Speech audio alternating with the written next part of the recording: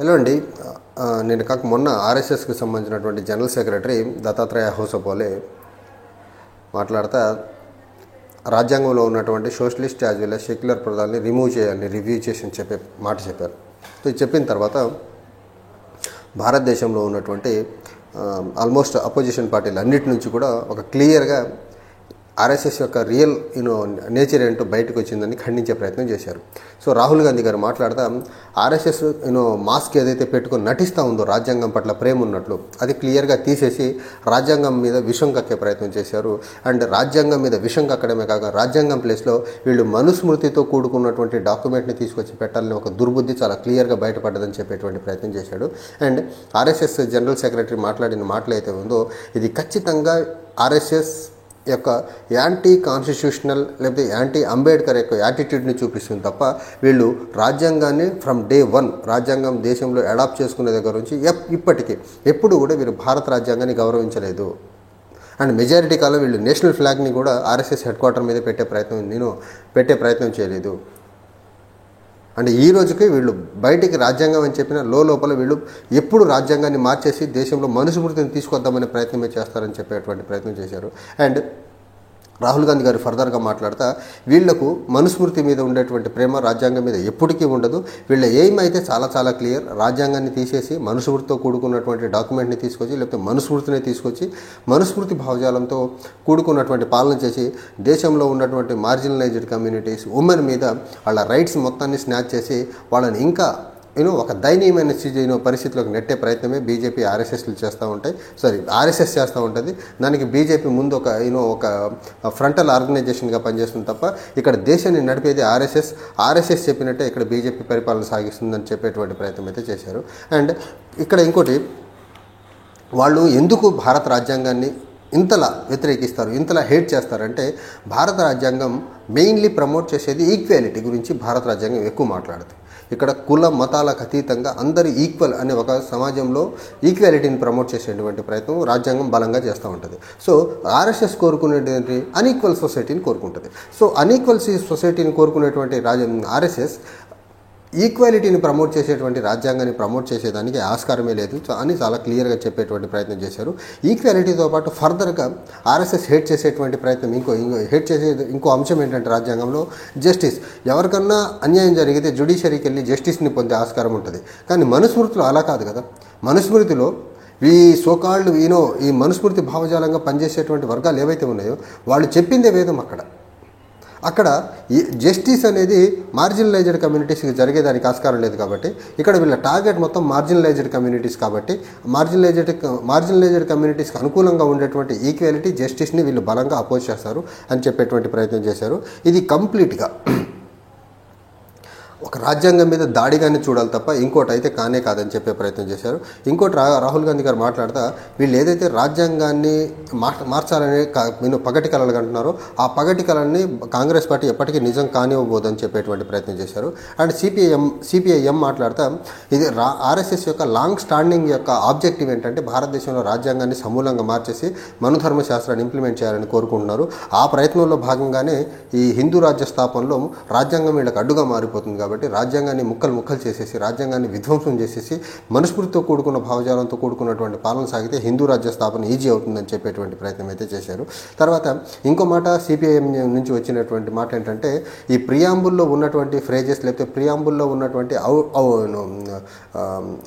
Outcome ఏదైతే ఉందో అది కంప్లీట్గా భారతదేశం long standing fight against the British జరిగిన ఉద్యమం ఏదైతే ఉందో ఆ ఉద్యమంలో ఉన్నటువంటి ఏదైతే భారతదేశం ఆ రోజు ఇబ్బందుల్లో ఉన్నప్పుడు ఎలాంటి అంశాలు భారతదేశానికి అవసరమని భావించారో అవన్నీ ప్రియాంబుల్లో ఇన్కార్పొరేట్ చేసే ప్రయత్నం చేశారు. సో వీళ్ళు భారత స్వాతంత్ర సమరయోధుల్లో వీళ్ళు పార్టిసిపేట్ చేయలేదు కాబట్టి ఖచ్చితంగా ఈ ప్రియాంబుల్లో పొందుపరిచిన అంశాలు వీళ్ళకి పెద్ద అవగాహన లేదు కాబట్టి ఖచ్చితంగా వీళ్ళకి అవగాహన లేని అంశాలు ప్రియాంబుల్లో ఉన్న వాటిని అన్నింటినీ తీసేసి రాజ్యాంగం మీద దాడి చేసి హిందూ రాజ్య స్థాపన కోసం వీళ్ళు కోరుకుంటున్నారని చెప్పే ప్రయత్నం చేశారు. అండ్ కాంగ్రెస్ పార్టీకి సంబంధించి జనరల్ సెక్రటరీ మాట్లాడుతూ చెప్పింది ఏంటంటే ఆర్ఎస్ఎస్ తర్వాత బీజేపీ, ఒకప్పుడు జనసంఘ్ ఇప్పుడు బీజేపీ, వాళ్ళు ఎప్పుడు భారతదేశంలో ఉన్నటువంటి రాజ్యాంగాన్ని మరీ ముఖ్యంగా ఒక దళితుడు రాసినటువంటి రాజ్యాంగాన్ని యాక్సెప్ట్ చేసేదానికి ఆర్ఎస్ఎస్ ఎప్పుడూ సిద్ధంగా లేదని చెప్పేటువంటి ప్రయత్నం అయితే చేశారు.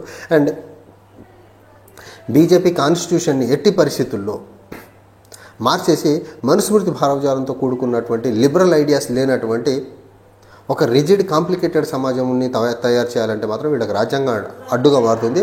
సో ఈ రాజ్యాంగాన్ని మారేదానికి బీజేపీ ఏ ఎక్స్టెంట్ కన్నా, ఆర్ఎస్ఎస్ ఏ ఎక్స్టెంట్ కన్నా వెళ్తుంది.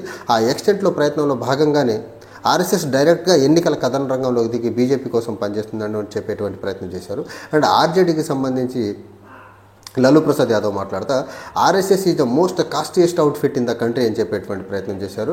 అండ్ ఈ కాస్టియెస్ట్ అవుట్ఫిట్గా ఉన్నటువంటి ఆర్ఎస్ఎస్ సమాజంలో ఈక్వల్ రైట్స్ ఉండేదానికి ఇష్టపడినటువంటి ఈ సమాజం ఖచ్చితంగా రాజ్యాంగం మీద దాడి చేస్తుంది. సో రాజ్యాంగం మీద వీళ్ళు చేసేటువంటి దాడిని మనం కొత్తగా చూడాల్సిన అవసరం లేదు. అనాది కాలంగా వీళ్ళు రాజ్యాంగ వ్యతిరేకులు.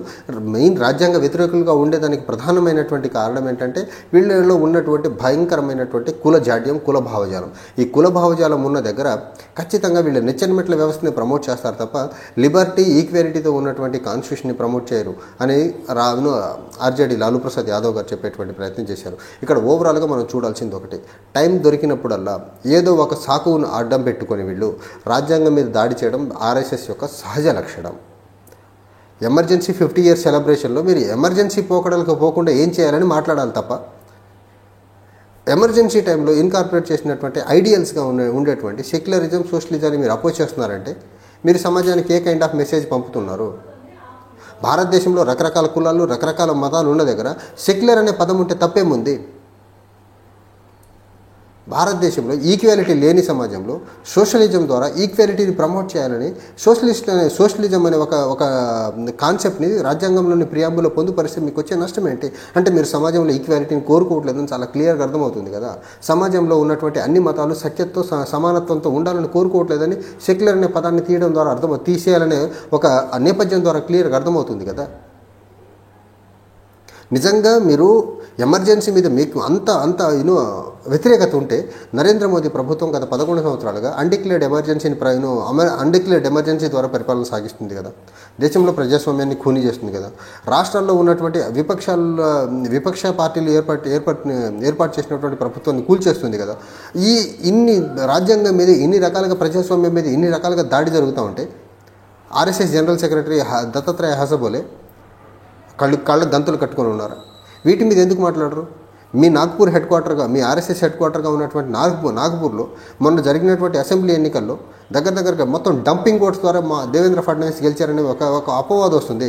దాని మీద బీజేపీకి మీరు ఒక డైరెక్షన్ ఎందుకు చేయరు? దీని మీద ఎంక్వైరీ చేసి ఎలక్షన్ కమిషన్ ఆఫ్ ఇండియా ద్వారా యాక్షన్ తీసుకొని నాగ్పూర్లోని సౌత్ వెస్ట్ కాన్స్టిట్యున్సీలో దేవేంద్ర ఫడ్నవీస్ ఎలా గెలిచారనేది. పోనీ మహారాష్ట్రలో పార్టీలను చీల్చి ప్రభుత్వాన్ని ఏర్పరిచారు 2019 తర్వాత, 2020 ఆ మధ్యకాలంలో. దాన్ని మీరు ఖండించే ప్రయత్నం ఎందుకు చేయట్లా?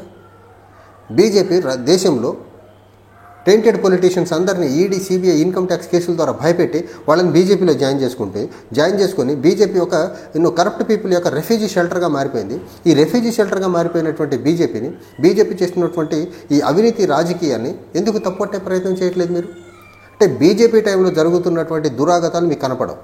కానీ ఎప్పుడు 50 సంవత్సరాల క్రితం జరిగి ఇప్పుడు సంబంధం లేనటువంటి ఎమర్జెన్సీ గురించి ఇంతలా మాట్లాడుతున్నారంటే మీరు చాలా క్లియర్గా భయంకరమైన హిపోక్రసీతో మాట్లాడుతున్నారు తప్ప మీరు నిజాన్ని నిజంగా, లేకపోతే అబద్ధాన్ని అబద్ధంగా చూసే ఒక నైజం మీ దగ్గర లేదనేది ఒకటి.